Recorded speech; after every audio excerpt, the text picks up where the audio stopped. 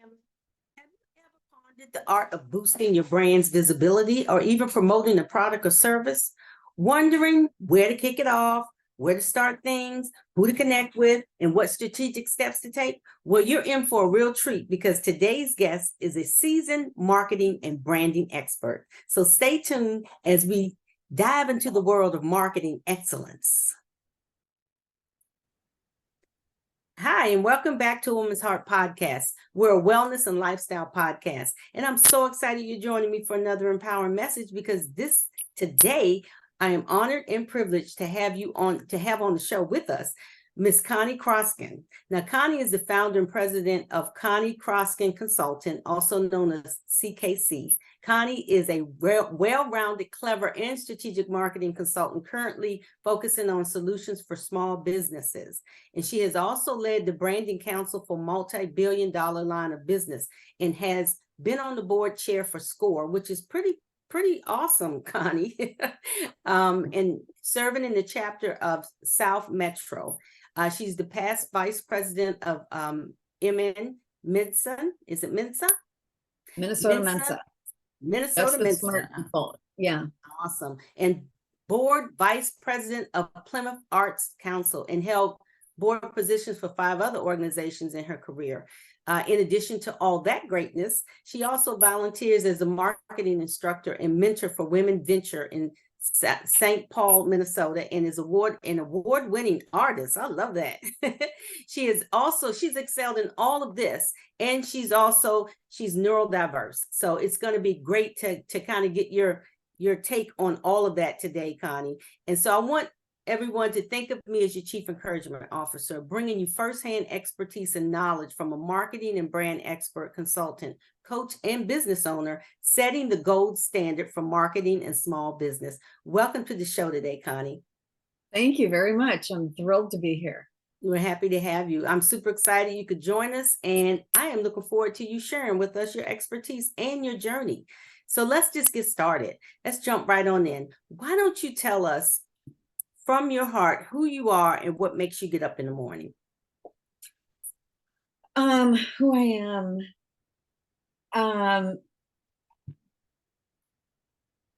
There's so many different ways to answer that. I'm just going to go with a straightforward answer. I'm a marketing consultant helping out small businesses, and I've been doing this my whole career. I actually got into this through art. And I went to art school, loved art since I picked up my first crayon. And I'll never forget the day that I had to choose, do I want to go down the art career or the commercial art career? And I thought the money might be easier if I went down the commercial art career path. So, but since I've been doing it my whole career, I really feel like I need to give back.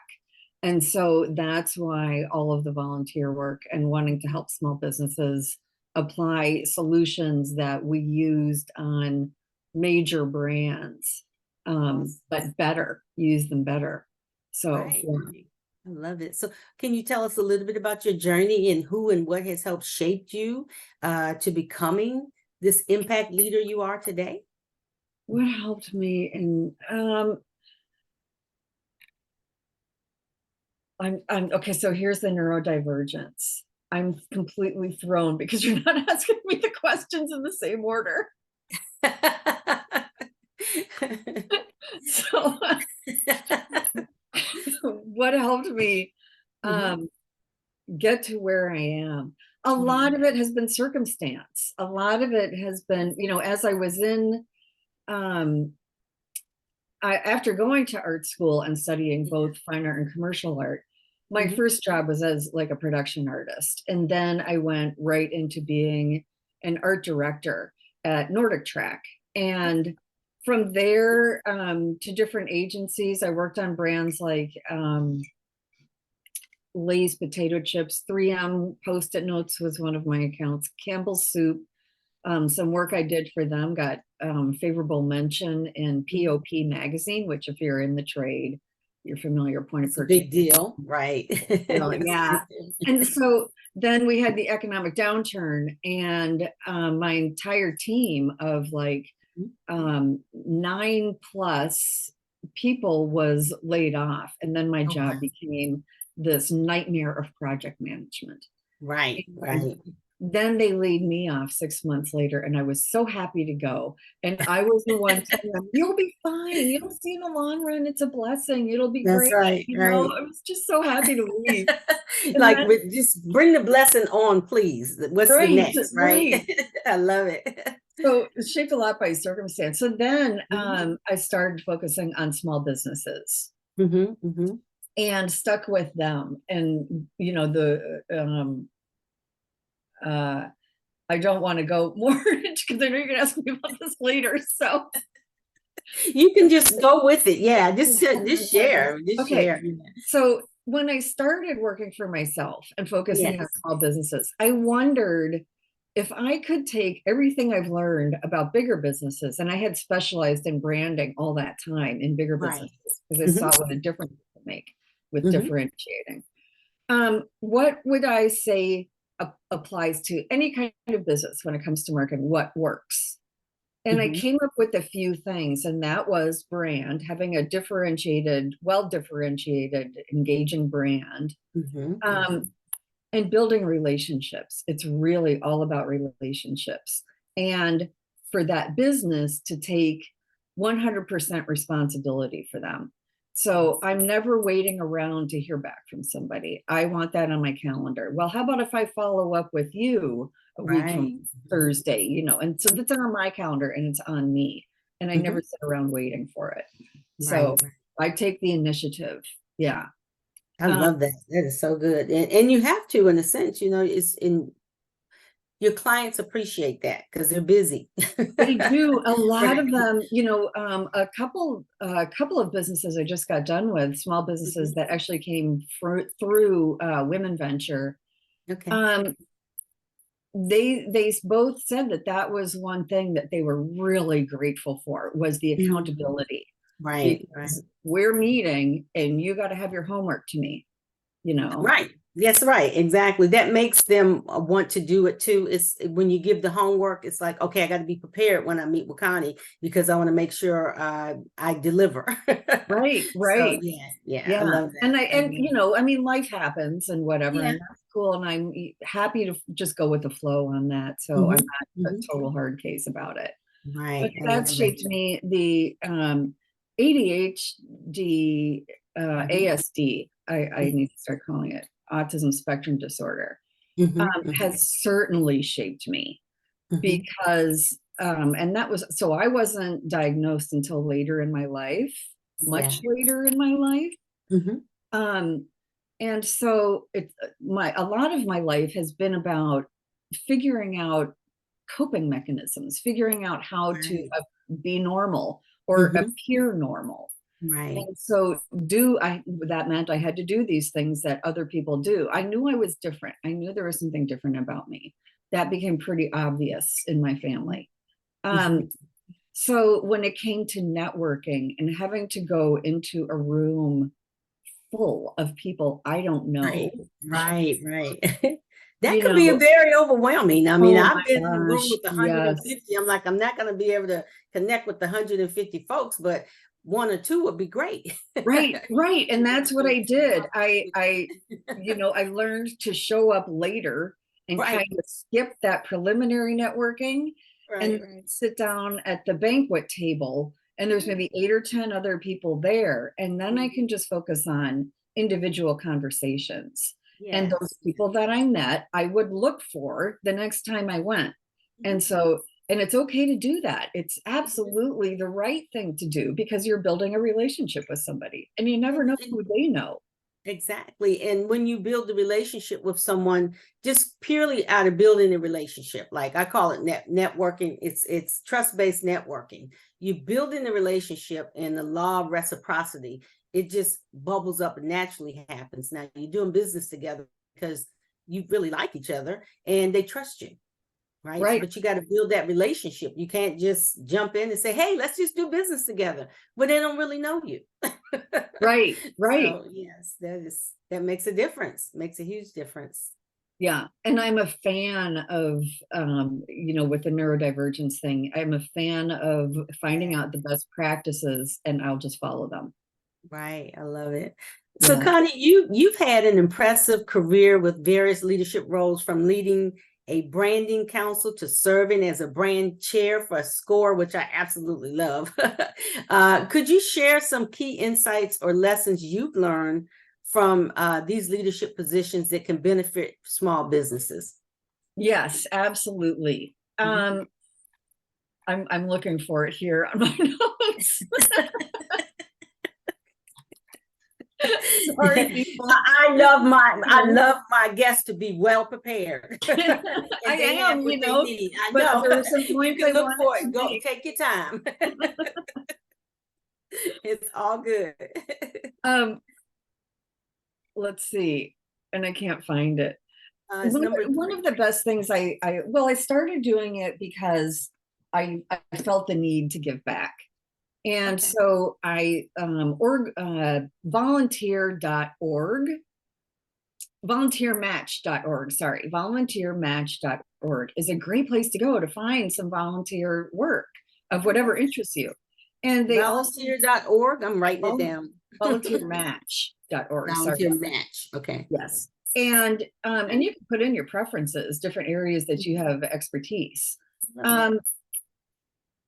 And I saw this board position pop up for a little theater company. And I thought that would be fun since I'm so interested in the arts and everything. And sadly, we ended up having to close the organization because, it wasn't making it. But then I don't remember the order in which I did these things. I qualified for Mensa, which is the top 2% IQ people. And almost as soon as I was in there, I was heavily recruited to be on the board. And that was an interesting board to be on. But the SCORE one as well, that was my first board chair. I've been board, vice president or whatever, but board chair. And I realized that one of the best things about that is collaboration is a beautiful thing. And when you can get a team together to go accomplish something, like we need a subcommittee to handle this, event or something, it all comes together beautifully. And I know that's from a different position from actually being in a subcommittee. I have been in many subcommittees. And it's a lot of schedule juggling and well, who's going to do this and who's going to do that, but everybody has the common goal. Everybody's working for the same thing. And since we're all volunteers, there's a bigger appreciation of that. So I always made a big point of really thanking them for their volunteer work. That means a lot. And when I finally felt like I'm done. I'm done with the board positions. I'm not going to do it anymore. I feel like I'm done with leadership. So the WomenVenture opportunity came along, and again, going back to all of my experience in marketing and advertising, man, that lit me up. And so I was doing that for years. They have a cohort of like 20 sessions for the underserved in our area. I'm in Minneapolis.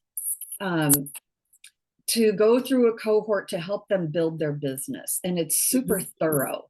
So it's everything from how to get your business set up with the state to learning the accounting to, different things like this.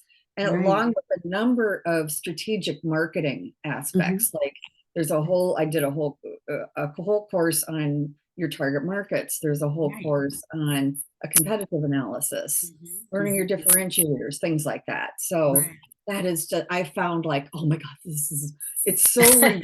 And you get to serve people. So it's being in the servant leader role and then sharing your gifts and talents. That's so awesome. And empowering women is the thing, I'm really driven by that. Empowering women to be independent. Yes. Well, we have that in common. I love to Yes, we empower do. women. Yes, we do.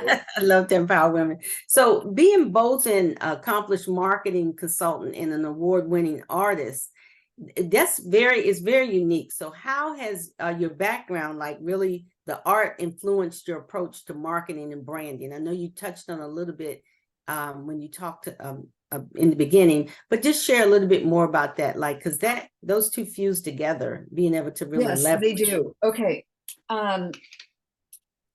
See, this is another one of my tricks. I make notes as I'm talking, so I don't forget to mention. Awesome. Okay, art into marketing means that I'm really visually oriented, really, I have a good analogy for you on what neurodivergence is versus neurotypical. A neurotypical learns in a more linear fashion. So A plus B equals C. Okay, that's, you know, but neurodivergent goes A plus B equals I wonder what. And so it's in a bigger space, and that's why we get sidetracked, and that's why, you know, whatever. I absolutely love my neurodivergence. I don't want it taken away. I feel like it gives me a lot more creativity. So I'm sort of building here. I also heard one of the best sales tips, one of the most interesting sales tips. I don't know if it's the best. I haven't really worked with it that much, but this tip was, if you're doing a presentation in front of others, say they're coming to your place or your conference room, whatever. The trick is to have something for each of their senses. So you bring in some fresh made cookies, or, you know, something that smells really good. You have you know, your conference room has a really beautiful or amazing view. You give them paper and pen so they can doodle or whatever they want to do. And maybe you have soft background music or not, or whatever, but there's something for all of the senses. And really, whether you're neurodivergent or not, that is, as human beings who have these senses, that is how we process information. And so coming back around to marketing, when we can include more of that, when we can include more visuals, it's a bonus. Yes. Because we also process visuals a lot faster than we process mental goings on, you know. So that's why we want to break up a lot of content with visuals. That's why we evolved into websites that are based on small chunks of information, and then you click for where you want to go to learn more. Because we're all developing ADD to some degree, because I agree. Agree. Yes. So it's a matter of giving bite-sized information and making it skimmable. And so I use bold content for where I want you to read this, you know. And also add visuals and video and podcasts I love. So that's where the art comes into it. And then that's also my happy place, is when I do some graphic design for people. Absolutely. And you can tell it lights you up. I mean, you just, when you talk about it, so excited. I love that. Thank you. Yeah. I mean, here's one of my artworks. It's just a field of wildflowers. Beautiful. I love that. You know, what's interesting, Connie, is just recently, well, I've kind of already kind of knew this because my mom was very creative. My girls, they just go off and paint and do this stuff. I'm like, where are they getting this from? Well, I had it in me all along, but just recently, I want to say it started on Mother's Day, actually, because I went to a church event. It was a sip and paint. And I really enjoyed the painting, and it was flowers. And that is what I used to doodle in my 20s, like flowers, just a bunch of flowers on the paper. That's turned into now painting, which is very awesome.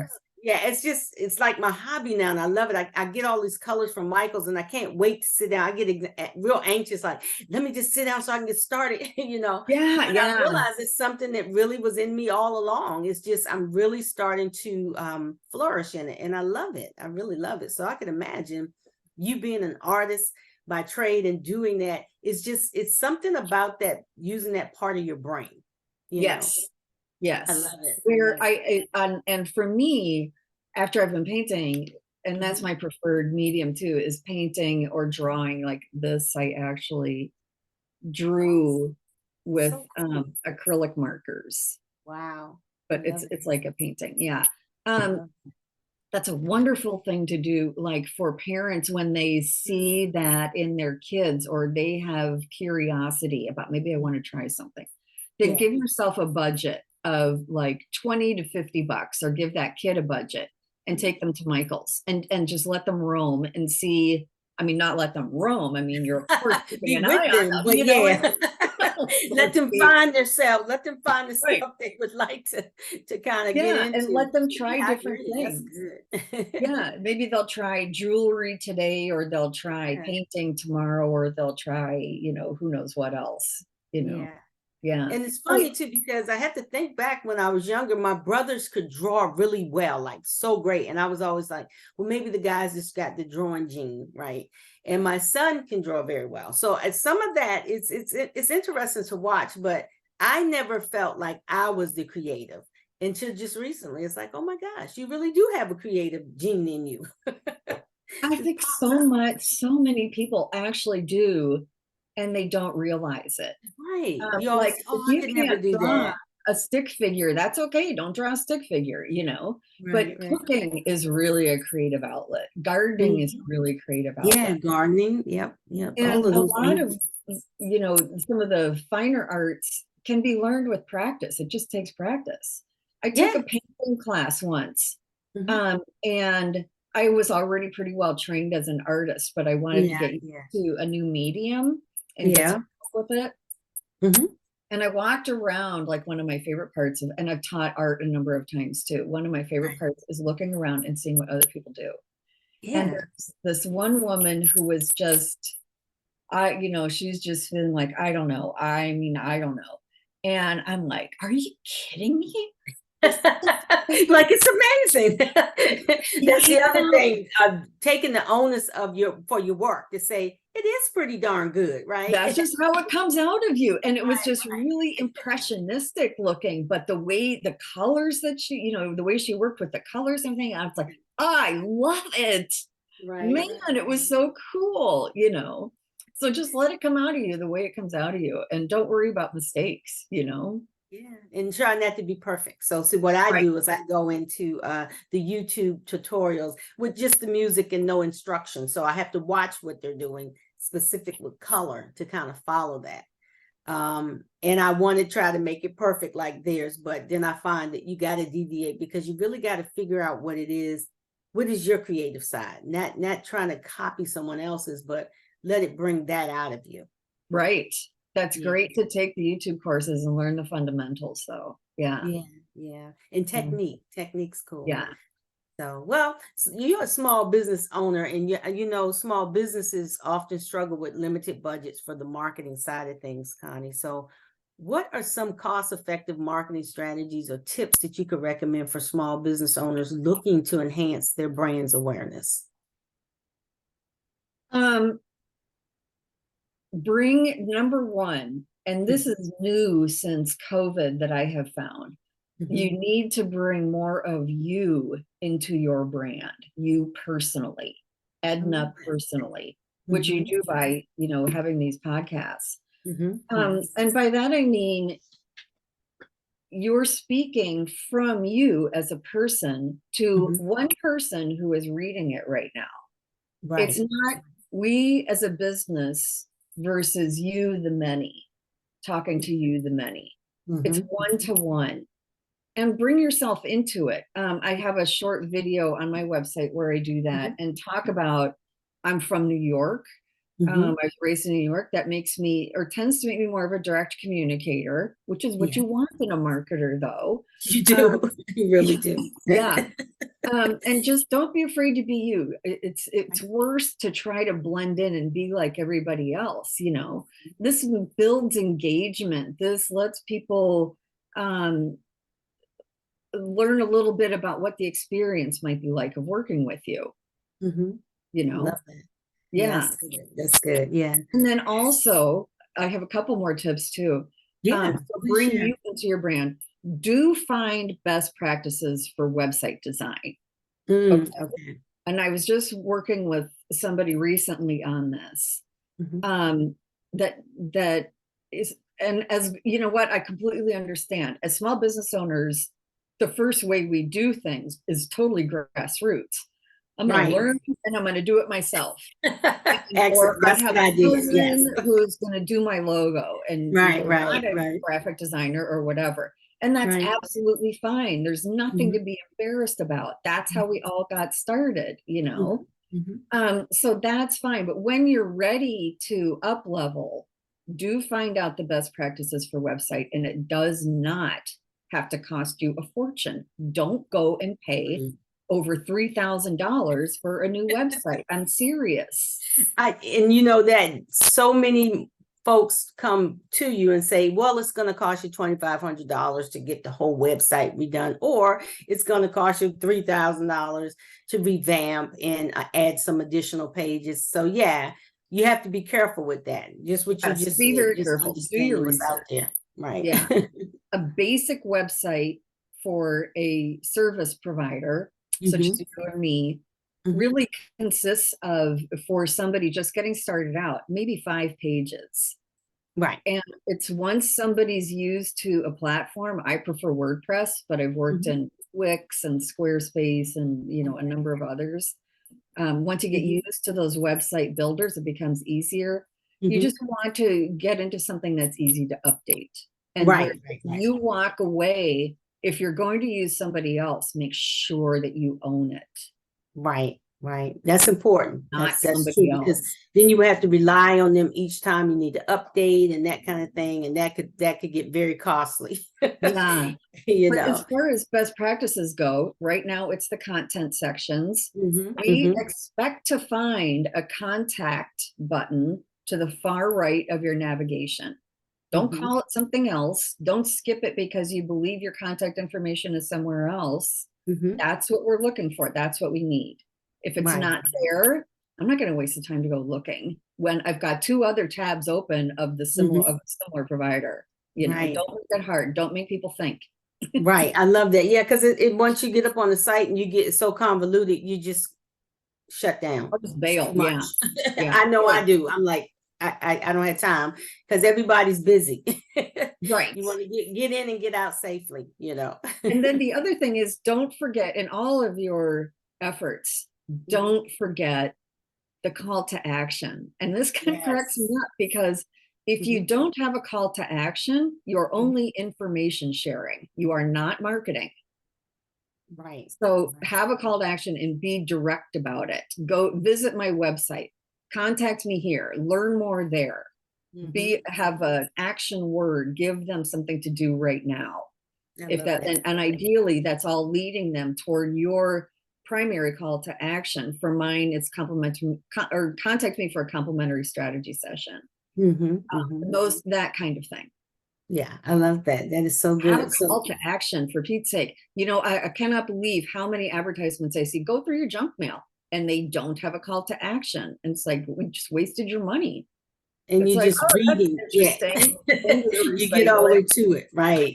You're just reading information, you're consuming information, but you're not seeing what to do next. That call to action is huge. Yeah, I agree. I love that.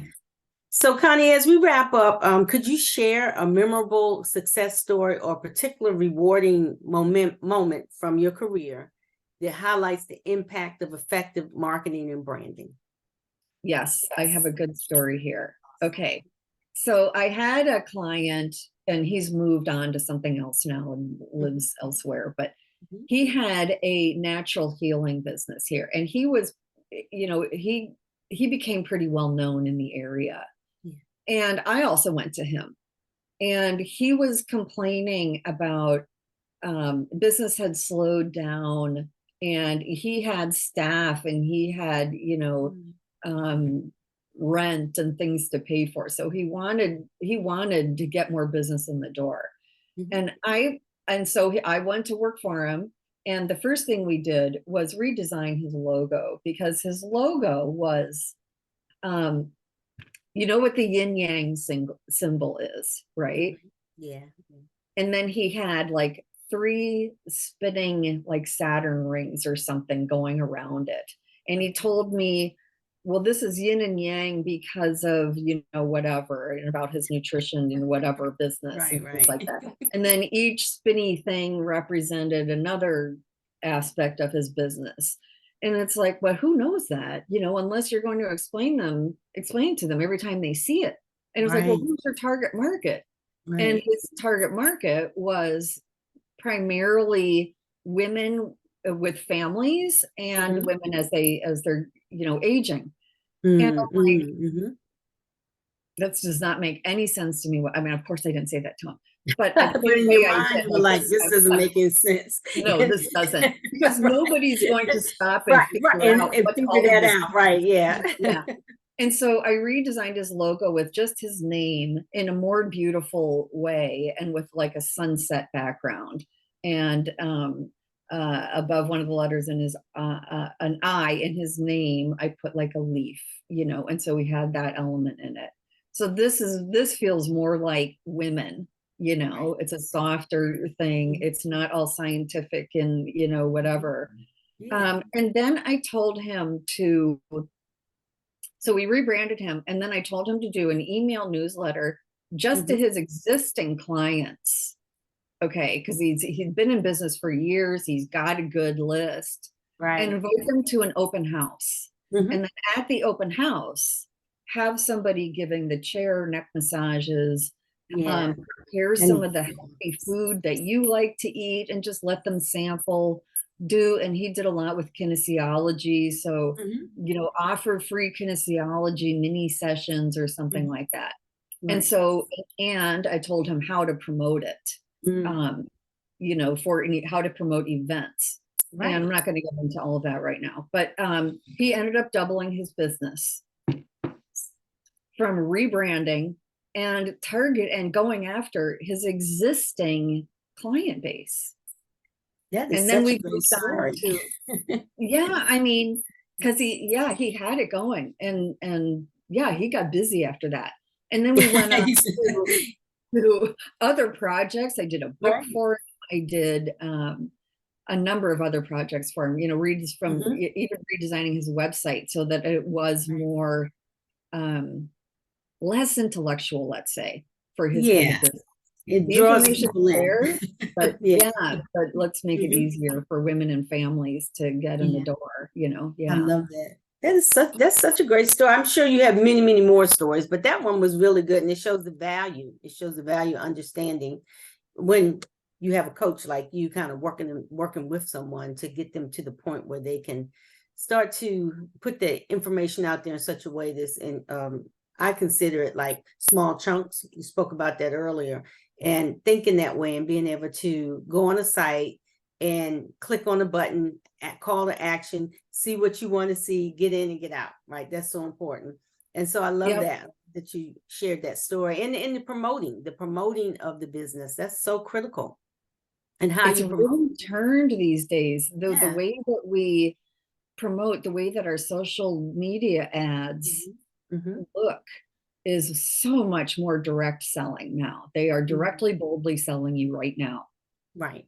Right. with buy Again. now. And Right. but I, Right. you know, but for some businesses, it doesn't make sense. You do have to, especially like coaches. Yeah, Uh, you have to have a clarity.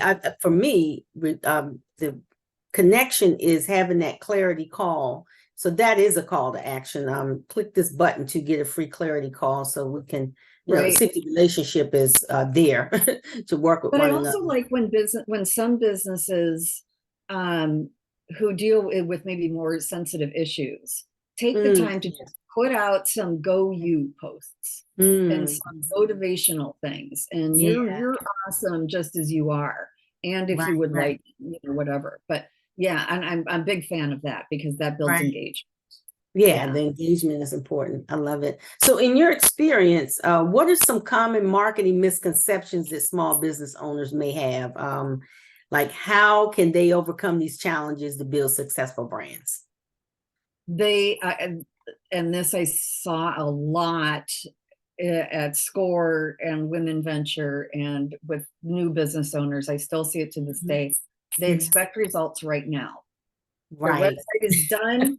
They're just, the herds are coming in. Right, like today. Yes, and I'm going to get too busy and I'm not going to be able to handle all of that. And Right, and they feel like that's a legitimate concern.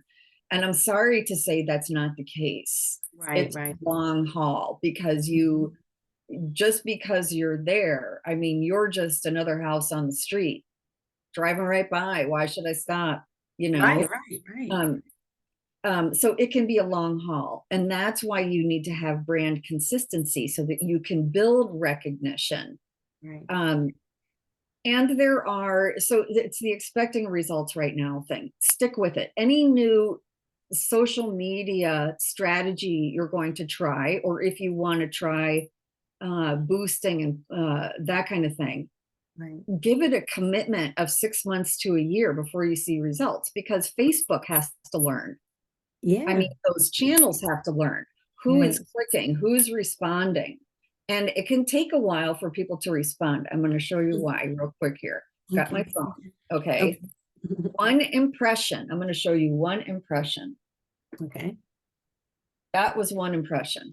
Wow. 1 second. Right. 1 second it takes to zoom past. Okay. And that's not enough for people to trust you enough to click. So you have to get through that, build familiarity through that initial 1 second impression thing. And then when people become more comfortable with you, that's what we're looking for, is they do become more comfortable seeing you. You become familiar. And then they will grow into like, oh, now they have the need, and they maybe recognize you as a provider. And then they're like, well, I wonder when that ad, I want to see that ad again from that one place. I do that, you know? Yeah, that makes sense. I love that. Yeah. It's such a great information that you're sharing. So I'm sure that the listening audience is taking copious notes. Oh, good. Okay. I've been taking some notes myself. I was like, this is really good. I love that. So you know what? And I do a lot of this. A lot of this is just the teacher in me, I think. I do a lot I of can hear it. coaching with my clients. For those who are interested, some are just like, I don't want to have anything to do with it. You just do it. Right. That's great too. You know, I love that. But I love to do the coaching part too. I want people to understand why, because I feel like they're more likely to stick with it or do the thing, you know? Right. That makes sense. It does. It makes sense. So can you share one piece of advice for someone who may be in need of your services, and what steps should they take to reach out to you? Like, could you give us your website and your contact information to get in touch? Yes. And if you do contact me, I was going to put it in the chat, but that won't work. Okay. Yeah. You can just tell me what it is, and then we'll put it in the show notes. Okay. My email address is Connie@ConnieKroskin.com. And you can, I believe they might be able to see my name down at the bottom here. Connie@ConnieKroskin.com. My website is my name. And if you do contact me, I will send you this brand new document I just created called Social Media for Small Businesses, Ideas, Tips, and Strategies. And these are best practice. And I'm also sharing some strategies from clients that work outrageously well. My jaw's on the floor every time I see their like it works. I take no credit for this. I wish I had to come up with this, you know, but I'm there, you know, I have their permission to share it too. So, Awesome. and then a list of resources and everything. But yes, I would love to help. And, you know, and I do just, if you want to just do an hour of consulting, we can talk about that too. Look at the pricing page on my website and see what works. But I'm happy to work with them. Yeah. I love that. So any advice you want to give before we close this podcast out to the customers, potential customers, small business owners? Customers, to potential customers. I'm going to take care of you, and I make a serious commitment when we're going to work. If you're going to purchase a package from me, we're not done until I'm done, until everything on it is done. So please don't worry about that. Maybe you're done paying me, but I'm not done until Right. the services are done. And I'll give you as much or as little coaching as you want. I always schedule recurring meetings for us, depending on what the service is. Yeah. And I always allow an hour for those meetings. So we can get through my stuff, we can get through your stuff. But then also, a lot of my clients keep what they have called the Connie list. And that's where you can just keep track of any general marketing questions or questions, whatever. And I'll make sure we have time to go through them. I love that. That's so good. Thank you, Connie. That is so good. Yes. So, and Connie, it has been such a pleasure having you on the show. And I want to thank you for taking the time out of your busy schedule. Just being able to share your wisdom and your expertise with us. You truly are impacting small business world. And I know that your clients are working with you. They're probably ecstatic because they're getting all of this business from you, helping them build theirs through the marketing and branding. So thank you again for your expertise. Thank you very much. It's been a pleasure. Awesome. Well, as we wrap up, if you've enjoyed our time together, remember to share this podcast, like, subscribe, and tell a friend. We have a couple of announcements, not really announcements, just sharing with you that as a master mindset coach, I am specializing in helping women find and claim their authentic power.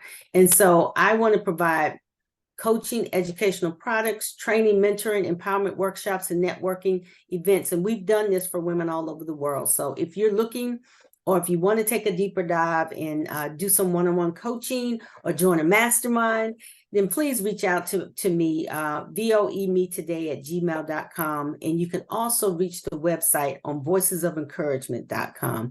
And until we meet again, Ephesians 4:1, walk worthy of the call for which you were called. All right. I bet you thought we were done. I have one more question for Connie. Connie, what's next for you? What's next for me is I would like to bring more attention to autism and ASD, autism spectrum disorder. I'm autistic, and we're not what a lot of people think that we are. The image that a lot of people have is more on the far side. Right. I'm high functioning autistic, and it's nothing to be afraid of. And if you're autistic, there are many blessings to it. I only find blessings in it. That said, I do have difficulties with some things, but I would love to appear on more podcasts to talk about being diagnosed later in life, or as a solopreneur, or I'm doing one on Wednesday, as a neurodivergent mom raising a neurodivergent son. So I would love if you have any suggestions, anybody has any suggestions for other platforms that might be interested in having me as a guest to bring more awareness to autism.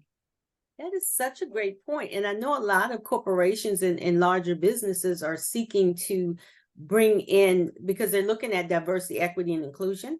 And one of the components, or one of the overall, or under the umbrella, I should say, is neurodivergence. So when you think about that, that's something that you could plug into with the larger corporations under the diversity, equity, and inclusion part. So something to think about, and then you would get in touch with the HR director or someone that, when they do the employee resource groups, understanding what that would look like and bringing in guest speakers.